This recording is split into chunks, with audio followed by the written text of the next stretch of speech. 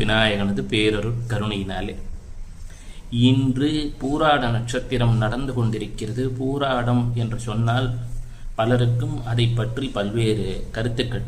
பூராடம் என்றால் போராடும், அப்படியெல்லாம் கிடையாது. போராடம்னா வாழ்க்கை முழுக்க போராடும் என்பதெல்லாம் ஒரு தவறான கருத்து என்றே கொள்ள வேண்டும். போராடம் கழுத்தில் நூல் ஆடுமா, இதெல்லாம் ஒரு பயமுறுத்துகிற பழமொழிகள். நேரடியாக இதற்கெல்லாம் நாம் எடுத்துக்கொள்ளக்கூடாது. பூராட நட்சத்திரம் என்பது காலபுருஷ தத்துவத்தில் 9ஆம் வீடு என்று சொல்லக்கூடியதான தனுசு ராசி, குருவினுடைய ராசி. அப்பொழுது பொன்னன் என்று சொல்லக்கூடியவன், வியாழ பகவான் என்று சொல்லக்கூடியவன், வேந்தனைகளை தீர்க்கக்கூடியவன், பிரகஸ்பதி தாராபதே என்று முத்துசுவாமி தீட்சிதரால் பாடல் பெற்றவன். அந்த பிரகஸ்பதியின் நன்னாள் என்று சொல்லக்கூடியதை குறிக்கக்கூடிய வியாழக்கிழமை. அளவில் மிக பெரியவன் பிரகஸ்பதி. மகரத்திலே நீச்சம் அடைவான், கடகத்திலே உச்சம் அடைவான், சமீப காலத்திலே மிதுனத்திலே வேகமாக சென்று கொண்டிருக்கிறார்.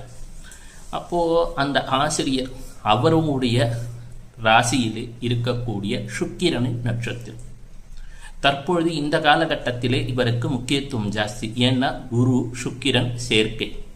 இதில் நாம் யோசிக்க வேண்டிய ஒரு விஷயம் இருக்கிறது. குருவினுடைய ராசியில் இருக்கக்கூடிய சுக்கிரனின் நட்சத்திரம் பூராடம். அதே போல சுக்கிரனின் ராசியான துலாத்திலே இருக்கக்கூடியது விசாகம், முருகனுக்கு சம்பந்தப்பட்டது. விசாகம் முருகனுக்கு சம்பந்தப்பட்டது. இங்கே இருக்கக்கூடிய நமது பூராடம் என்பது அன்னை பராசக்திக்கு ஆப்பகா என்று சொல்லக்கூடிய தேவதைக்கு சம்பந்தப்பட்டது. பலாப்பழத்தை, பலா மரத்தை குறிப்பது. பலாப்பழம் எப்படி பார்த்தா கஷ்டமாக இருக்கும், உள்ளே இனிப்பாக இருக்கும். அதுபோல தான் பூராட நட்சத்திரம் என்பதை உணர்ந்து கொள்ள வேண்டும். ஆண் குரங்கை குறிக்கக்கூடியது. ஆண் குரங்கு சில சமயம் கடுமையாகத்தான் நடந்து கொள்ளும். எனினும் அந்த ஆண் குரங்கு தன் கூட்டத்தை காப்பாற்றக்கூடிய தன்மை படைத்தது. லீடர் ஆஃப் தட் ஃப்ளாக் அப்படின்வாங்க இல்லையா, அது போல லீடர்ஷிப் குவாலிட்டி இருக்கும். அப்போ இந்த லீடர்ஷிப் குவாலிட்டி பற்றி பேசும்போது சூரியனை பற்றி சொல்லுவோமே.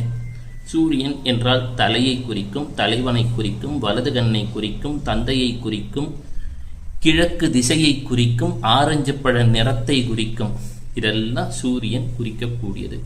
உடலிலே ஒரு விதத்தில் எலும்பை குறிக்கும். சூரியனது தாய்க்கு பெயர் அதிதி. எது பிரியாத ஒரு நிலையில் உள்ளதோ அதற்கு பெயர் அதித்தின்னு பேர். தித்தினா பிரிந்த தன்மை, அதித்தினா பிரியாத தன்மை. இதையும் நினைவிலே ஏற்றுக்கொள்ள வேண்டும். அதிதி கேட்டாலாம், எல்லாரையும் சமமாக பாவிக்கக்கூடிய ஒரு குழந்தை எனக்கு வேண்டும் என்றாலாம். அப்போ அந்த வாசுதேவனானவன் 3 நிலையில் இருக்கிறான்.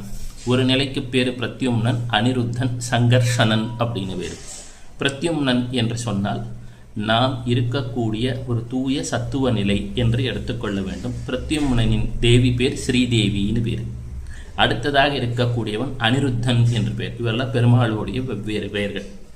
அவர் சற்று ராஜச குணத்திலே இருக்கக்கூடியவர். நம்ம தூக்கத்தில் இருக்கோம் இல்லையா, அதை சொல்லலாம். அவங்களுக்குரியவள் பூதேவின்னு பேர். 3ஆவதாக இருக்கக்கூடியவன் சங்கர்ஷனன் என்று. இந்த சங்கர்ஷனின் மனைவி பேர் நீலாதேவி அப்படின்னு பேர். இந்த 3 பேரை சொன்னாலே ஜாதகத்திலே 1ஆம் இடம், 5ஆம் இடம், 9ஆம் இடம். 1ஆம் இடம் என்பது நாம், 5ஆம் இடம் என்பது நமது பூர்வ புண்ணியஸ்தானம், புத்திரஸ்தானம், நமது கல்வி, அதாவது மிடில் லெவல் ஆஃப் எஜுகேஷன். 9ஆம் இடம் என்று சொன்னால் நமது பாக்யஸ்தானம், நெடுந்தூர பயணம், குரு, அப்பா, இதிலெல்லாம் நன்மை ஏற்பட்டுடும். இந்த சூரியன் என்று சொல்லக்கூடியவர் ஒரு மகவாக அவதரிக்கிறார். சூரியன்னா நமக்கே தெரியும், ஞாயிற்றுக்கிழமையை குறிக்கக்கூடியவர். நமசிவாயம் என்ற மந்திரத்துக்குரியவர். ராமர் சூரிய குலத்திலே அவதரித்தவர். இந்த சூரியன் என்ன ஆகுமா, சூரியன் குருவுடன் சேர்ந்து விட்டால் அது ஒரு பெரிய யோகம். ஏதோ ஒரு வகையிலே சூரியன் குருவிடம் சேர்ந்து விட்டால் ஒரு பெரிய யோகத்தை, ஆன்மீக ஞானத்தை, ஒரு சிவராஜ யோகத்தை எல்லாம் தந்துடுமா. சூரியன் குருவோட சேர்ந்துட்டா பல பெரிய மனிதர்கள் தொடர்பெல்லாம் கிடைக்கும். ஏன்னா சூரியன் என்றால் ஆத்மாவை குறிக்கக்கூடியது, ஆத்மகாரகன். இதே இந்த சூரியன் செவ்வாயுடன் சேர்ந்து விட்டால் நல்ல தைரியம் கிடைக்கும். யாருக்கு? நெப்போலியன் என்ற பேரரசன் இருந்தானே பிரெஞ்சில், அவனுக்கு சூரியன் செவ்வாயுடன் சேர்க்கை. இதே சூரியன் ராகுவுடன் சேர்ந்து விட்டார். அமெரிக்க அதிபர் ட்ரம்ப், அவரை பற்றி நம்மளால் சரியாக கணிக்க முடியறது இல்லை இல்லையா. ஒரு ஃப்ளக்சுவேட்டிங் மைண்ட் செட்டை கொடுக்கக்கூடியது. இதே சூரியன் சுக்கிரனுடன் சேர்ந்து விட்டால் நமக்கு அது இருக்கக்கூடிய நிலையை பொறுத்தது. அதாவது சூரியன் சுக்கிரனோட சேர்ந்திருக்கு அப்படின்னு சொன்னால் 10ஆம் வீட்டில் ஓரளவு பரவாயில்ல, லக்னத்தில் இருக்கும்போது சில சிரமங்களை தருவதை அனுபவத்திலே உணர்ந்திருக்கிறேன். இதுவே சூரியனும் சந்திரனும் சேர்ந்திருக்கிறார்கள்னு வச்சுப்போமே, அமாவாசை எல்லாம் சொல்கிறோம்ல, அமாவாசை பௌர்ணமி இதெல்லாம் சொல்கிறோம். அப்போ அந்த சூரியன் சந்திரன் சேர்க்கை என்பது எங்கே இருக்குது அப்படின்னு பார்க்கணும். 4ஆம் வீட்டிலோ 10ஆம் வீட்டிலோ இருக்கும்பொழுது ஏதோ ஒரு விஷயத்தில் தள்ளாட்டத்தை தந்து விடுகிறது. 10ஆம் வீட்டில் கூட பரவாயில்ல, 4ஆம் வீட்டில் இருக்கும். ஏன்னா 4ஆம் வீட்டில் சந்திரனுக்கு திக்பலம் இருக்கும், 10ஆம் வீட்டிலே சூரியனுக்கு திக்பலம் இருக்கும். அப்போ இந்த சூரியன் சந்திரன் சேர்க்கை என்பது ஏன்னா நம்ம இந்த சூரியனையும் சந்திரனையும் அந்த ஈக்வி டிஸ்டன்ஸை வச்சு தான் பௌர்ணமி அமாவாசை ஆகியவற்றையெல்லாம் கணக்கெடுக்கிறோம். சூரியனும் சந்திரனும் சேர்ந்துருச்சுன்னா இட் இஸ் கால்ட் அஸ் அமாவாசை. அப்போது அமாவாசையில் பிறந்தாலே கஷ்டம் வந்துடுமா அப்படின்லாம் கிடையாது. அது எந்த வீட்டில் பிளேஸ்மெண்ட் இருக்குது அப்படின்னு பார்த்துக்கணும். ஆனால் இன்டெலிஜென்ஸ் நிறையா தரும். அமாவாசையில் பிறந்தவங்களுக்கு நம்மளோட சராசரி நல்நாளை விட அங்கே இன்டெலிஜென்ஸ் ஜாஸ்தி இருக்கிறத அனுபவத்தில் உணரலாம். அதே போல் தேய்பிரையில் இருப்பவர்களுக்கு ஆன்மீக ஈடுபாடு அதிகமாக இருக்கும். வளர்பிறையில் பிறக்கிறவங்களுக்கெல்லாம் பொருளாதார ஈடுபாடு ஜாஸ்தியாக தான் இருக்கும். இப்போ இந்த சூரியன் என்று சொல்லக்கூடியவர் வெவ்வேறு கிரகங்களுடன் சேரும்போது வெவ்வேறு கோலாட்டத்தை ஆடிவிடுவார். ஆனால் சூரியனுக்கு ஒரு 10 டிகிரிக்குள்ளே வந்துட்டாலே, அது ஒவ்வொன்றுக்கும் ஒவ்வொரு டிகிரி இருக்குது, குரு இத்தனை டிகிரியில் அஸ்தங்கம் ஆவார் அப்படி இப்படின்னு. ஆனால் சூரியனுடன் ஒரு 10 டிகிரிக்குள்ளேயோ ஒரு 5 டிகிரிக்குள்ளே புதன்லாம் வந்துட்டார்னா அது சம்பந்தப்பட்ட விஷயத்தில் பயங்கரமான நாலேஜ் இருக்கும். உதாரணமாக சூரியன் ப்ளஸ் புதன் இணைவு. இப்போ பக்கத்தில் பாரக் ஒபாமா, அமெரிக்க முன்னாள் அதிபர், நகைச்சுவை உணர்வு, அட்வொகேட்டு, நல்ல ஜீனியஸ். ஆனால் ஏதோ அந்த புதனின் காரகத்துவத்திலே அவருக்குள் ஒரு சோகம் மறைந்திருக்கும், அது நமக்கு தெரியாது, அவ்வளோதான்.